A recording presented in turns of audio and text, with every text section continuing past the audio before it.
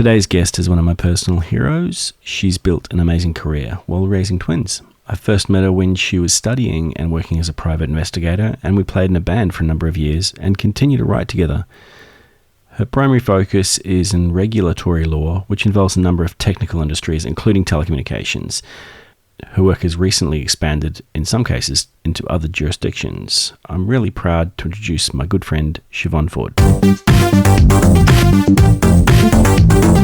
This is the Nerd Out of Water podcast with Michael Lobb.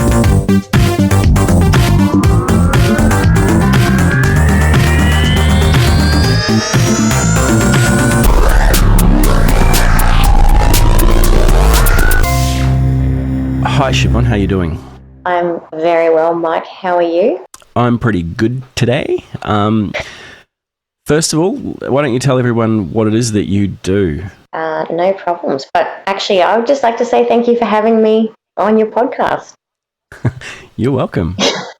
And congratulations on this podcast. This is really exciting stuff. Oh, thanks. It's been a while coming as well. So yeah, awesome. Well, I'm very honoured to be here. So hopefully, I've got something to say that's interesting. People. Of course, everyone does. Well, let's see. Okay, so I'm a regulatory lawyer. And so without getting too technical, I basically provide legal advice to my client, my organisation, in relation to the laws which relate to certain industries. So in Australia, certain industries are subject to explicit economic regulation, and those industries just happen to be quite technical in nature. So it includes energy, transport, telecommunications, water.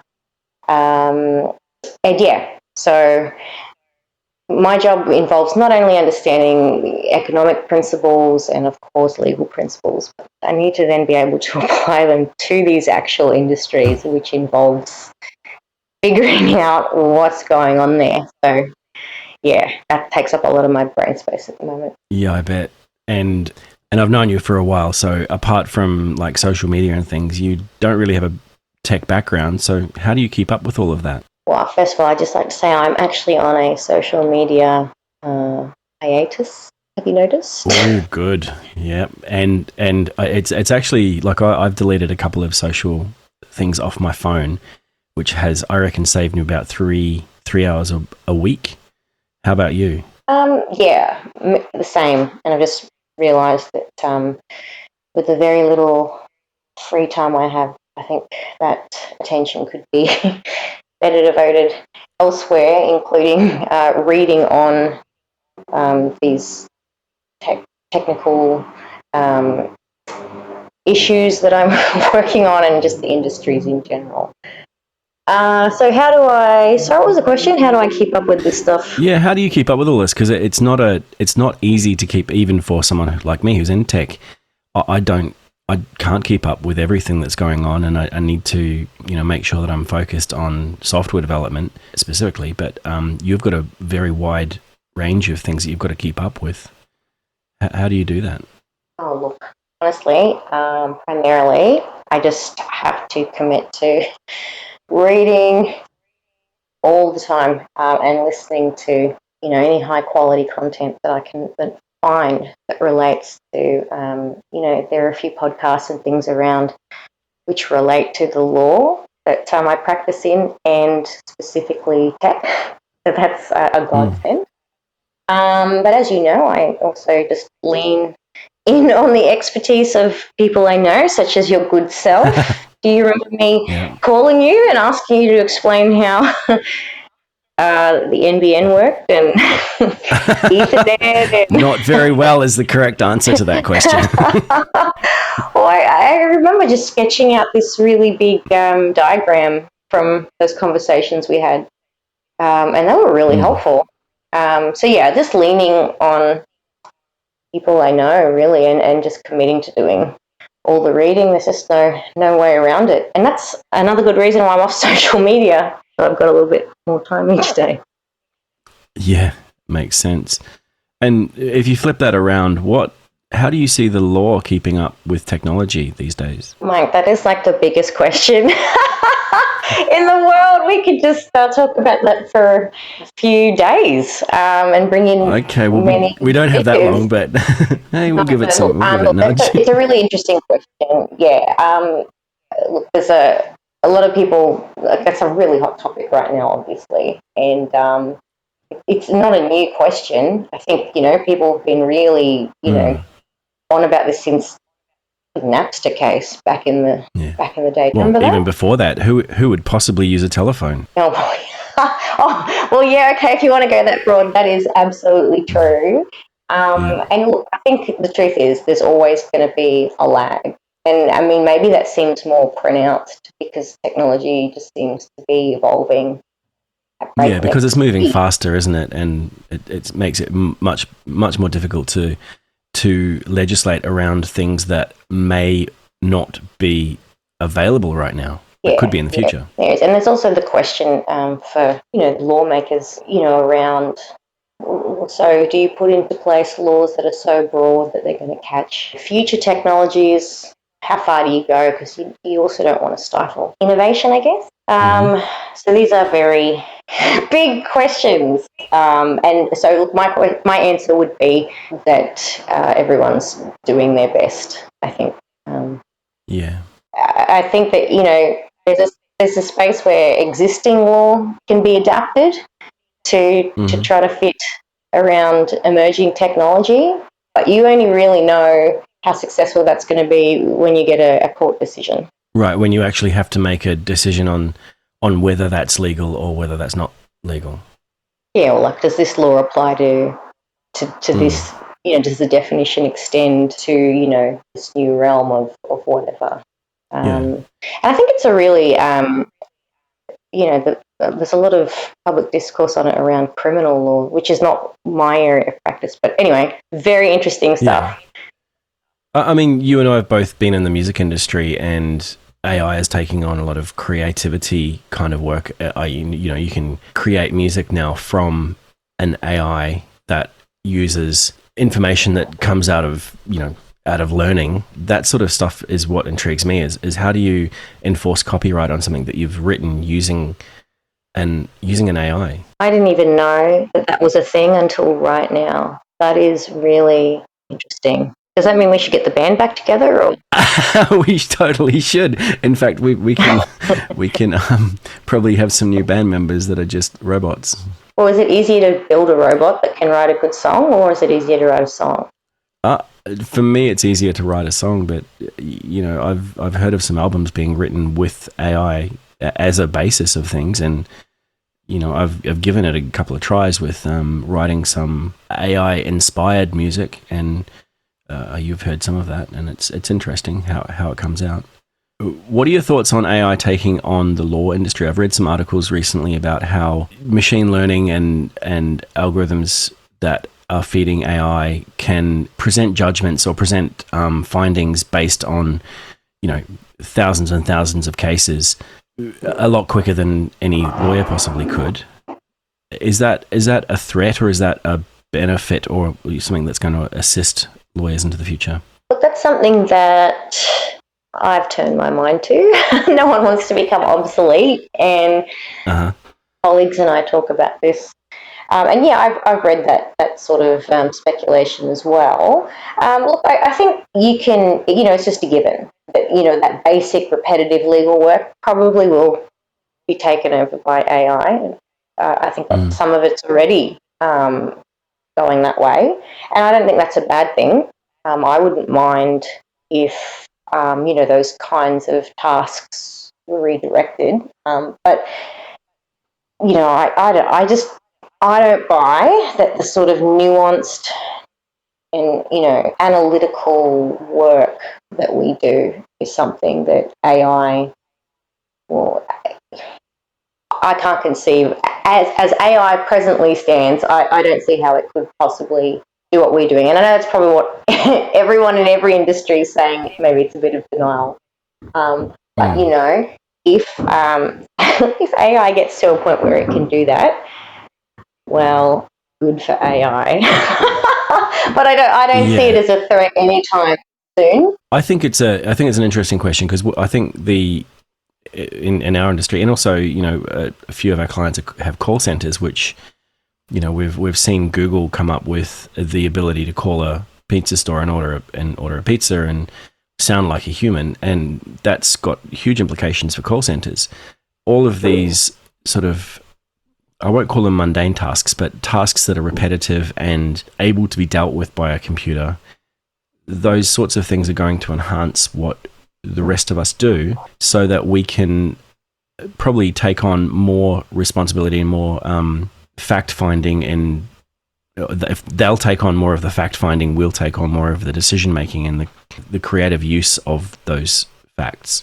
Well, I can certainly say that in my field, I would not be sad about the mundane stuff going away, leaving more time for the decision making and the create. I think law is a field. Most people wouldn't think so, but there's a lot of room for creativity in legal work, and also we've all watched Better Call Saul, and we all know how much creativity goes into his.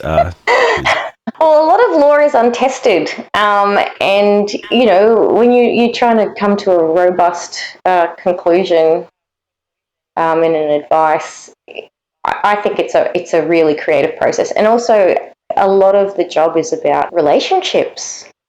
Understanding the dynamics within an organisation, and looking at all the different competing priorities and policy considerations. That's sort of why I was saying it's quite nuanced, and there's a lot of different kind of analysis. It's not just the sort of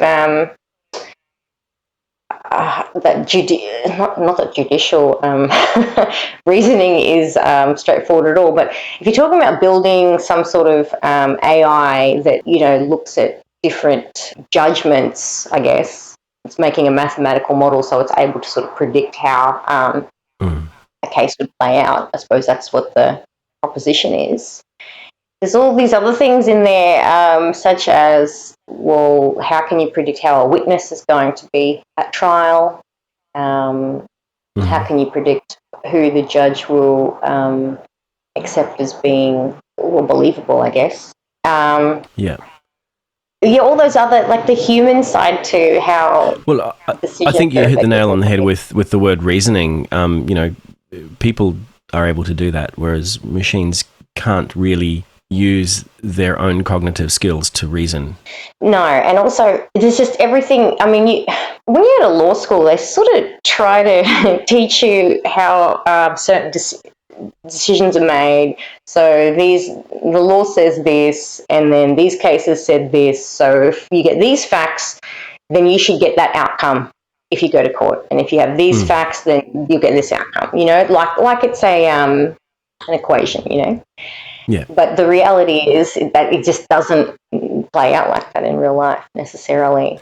So I think there's a lot of that. I mean, you get that in any, technology, especially people come out of university with a tech degree of some sort or an engineering degree, and they think, if I do this and this and this, and in this circumstance, it will always end up like this, and it never does. It never does.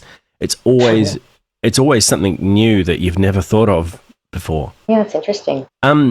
Changing subject a little bit, I know you've been working in the Philippines recently. I've worked a lot with outsourcing companies there, and especially in the technology area.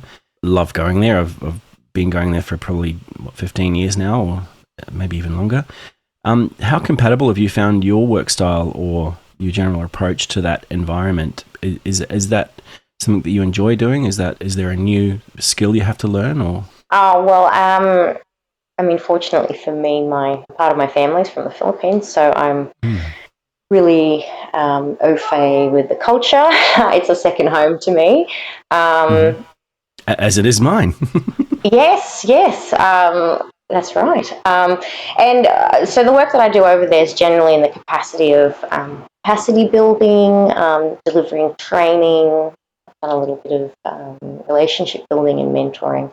When I work over there in a professional capacity, I'm dealing with other professional colleagues. Not all of them are lawyers, but many of them are. And honestly, the work ethic is is compatible. It's a pleasure to work with Filipinos in general. As you know, they're really happy people, right? Really warm and accommodating. Absolutely. But I was really grateful for the opportunities to work with them, to see that aspect of their culture, I guess. And yeah, I was really quite blown away with how professional they are and courteous, how their attention to detail, very hardworking. I guess the big difference, which you're probably quite aware of, in terms of approach, is as an Australian, I'm very open and very casual, I suppose, and relaxed. And so, I mean, they use a lot of formalities. So I probably come across as, I don't know, some kind of uncouth, I don't know. But I mean, the big thing I found is that we assume a lot. We just assume that people know what we're talking about when we say whatever it is that we're saying. We rely on other people to interpolate the things that we're thinking by the context of what we're saying. And that doesn't happen necessarily in the Philippines. You need to give a little bit more detail in order to get your point across, because they're not going to understand that little nuance that you're implying without saying it, but just by being casual. Oh, is that what you found? Yeah, that's what I found. It's like there's a level of, I'll say point A and point B, but there's something actually in between that, which is I know, and everybody else I speak to would know, but no one in the Philippines would understand that, because it's a contextual thing that maybe our experiences are a little bit different due to the I guess the cohort of professionals that I'm dealing with. They're quite. Well, and to be perfectly fair, I think it's been about 12 years since I've been there professionally. It has improved considerably to the point where people are on par with what I would consider someone from Australia to be in terms of communication. And I know companies, the big companies here that are outsourcing to the Philippines, spend a lot of time doing training for their staff to say, this is how Australians communicate, and you've got to understand that they're not going to say everything all the time, and you're going to have to guess at some things, and most of the time your guess is going to be fine. You know what? It might be the case that I don't notice the phenomenon you're describing because I am, in a way, Filipino myself, and I was raised by Filipinos. So maybe what you're describing is something that is just already automatically built into my expectations of communication. Possibly, yeah. Interesting. It is interesting. But sorry, the bottom line is I was pleasantly surprised that I don't know if I was surprised, but it was a pleasant discovery that the two cultures are so compatible in a professional context. They're very diligent people, very thoughtful people. Really, and I think that, what do you call that, collectivist? That collectivist approach? I think that it actually, I mean, at least in the context of the sort of work I do, I really feel that fuels the desire to bring about public benefits, which then pushes individuals to give their very best, which I think is really... That makes perfect sense to me when you say that, because that's exactly what I've experienced in terms of, there is a collective outcome that everyone's trying to achieve. Individuals will work to meet that outcome. But it just occurred to me that this conversation sounds like we've been paid by Tourism Philippines. Maybe. Okay. Well, if anyone wants to give us some donations, That's hilarious. Sorry, I probably expanded on it. No, that's fine. And also, I obviously have worked with a lot of the BPO companies that are based in Manila and in Clark and in Cebu. So, we've had similar discussions with people, with foreigners and local people who are based there, who various different observations of the differences between Australian and Filipino culture. I always just enjoy arriving there and having an amazing conversation with a taxi driver who I've never met, who is inevitably set to become my best friend. Really? Yeah, every time I jump in a cab, I get an amazing conversation from someone who just wants to invite me around for lunch and meet his family, and we're best mates by the end of the ride. I think that's just the kind of person you are. I've been going there for 40 years and no cab driver's ever talked to me. So Really? yes. Oh, sorry. All right. I'm Well, okay. I think one yelled at me once when I was about 7 because I wondered what would happen if I opened the door when we were speeding down the highway. So I You'll conducted that little die. That's what he was experiment. yelling at you. Yeah, well, I mean, it's hardly surprising in retrospect, but at the time it was quite a shock. Yeah. Anyway, let's change subject a little bit. Something I don't like to talk about very often is the gender gap. But what I do want to understand is how you think we can improve things for the future. I mean, you've got a daughter, and you know, I know that she's probably not likely to get into technology. Maybe she will, but how can girls like her become more influential in their industry, even if that's not the technology sector? Like, how do we make the professional industries more attractive to girls? Well, when you first started asking me that question, I thought you were going to ask about law, and I was going to point out that I think there are more women than men in law now. There probably are, but in technology, it's the opposite. It's very different. Exactly. Well, that is growing. true. I'm aware that that's true. And so, look, I mean, even as a lawyer working in a technical area, that's not something that jumped out at me initially in my career. And the thing they always say, it's hard to be what you can't see. I think that's quite true. I have a good, a good friend. She's a well-respected colleague, and she has been in this field for over a decade. Could be longer, but at least a decade. And every now and then I would sort of ask her, like, why are you doing what you do? It seems, this or that, dry or confusing or boring or whatever it is I would have said. And, she was really enthusiastic in sort of selling the benefits and how exciting the area is. And that did influence me. And I did speak with her before I decided to make the move, because it was a very big move for me. Yeah, it's huge, moving from like a non-technical to a technical sector. Huge. And, that meant I had to humble myself and say, I'm going to start again and really put myself out there and it's obvious I don't know much. I read something the other day. I read something the other day that said you've got to have the courage to become an idiot again and in something you don't know. Oh, well, that's my last 2 years or 3 years of life. But it is really true. But so I think, so now that I'm in this role and I'm just enjoying it so much, and I love being invigorated by learning new things, and I mean, it is interesting in and of itself. I try to convince other women to come on over, So I think it's important for women to make themselves visible and talk about why tech is exciting and why it does suit our lifestyle. Or, I mean, a lot of people don't want to get into certain areas, like just say like actual pure tech, because it might have a reputation for being, cutthroat. Maybe it's not family friendly, or, like it might have some sort of, I don't know, some kind of reputation. And I mean, it is a very male dominated industry where in the past, and I mean, I've been programming and in software development since the 90s. It is very male dominated. There's not a lot of women that come along, and when they do, they're normally in admin or whatever.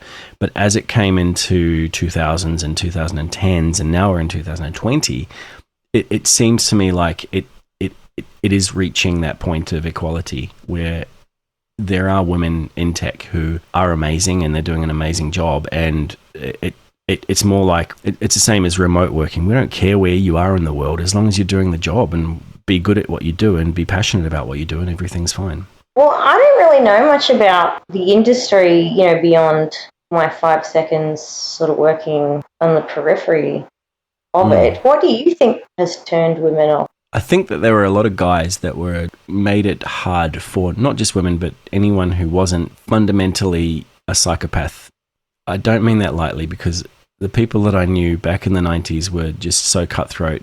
And this was, pre Silicon Valley, pre everything. And, every tech person I knew was probably more of a salesperson, and salespeople in the 90s, if you've ever watched The Wolf of Wall Street, that's pretty much what for me the tech industry was like back then, as it was coming into towards the year 2000 and the dot-com boom. It was full of guys who were full of themselves, and as a mild-mannered software developer, you kind of just fit into that as someone who writes code.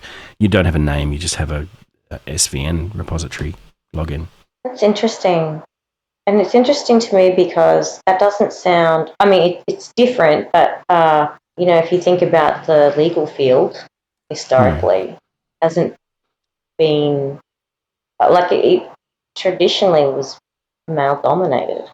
And I don't know, I think it really goes back to that, it's hard to be what you can't see. By the time I got to uni, year 2000, I think it was, I mean, most of my lecturers were women. And in fact, maybe it was an even split, but I mean, it certainly when I was in the law school, I didn't feel like, oh, it's all dudes here. And I think my classmates, it was split about 50-50. If you can see women in an area, it makes it seem tenable. And if you can hear their experiences, I think that it can really inspire other women on the way up. Yeah, so that's what I would say.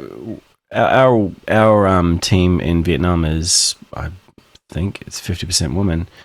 And we work in an office where we co-locate with a technical company from France, and they're pretty much similar. There's you can see women doing programming, you can see women doing every job in the company, and younger girls coming through university, especially, there, they can see that girls are doing what used to be the sole, used to be only guys doing.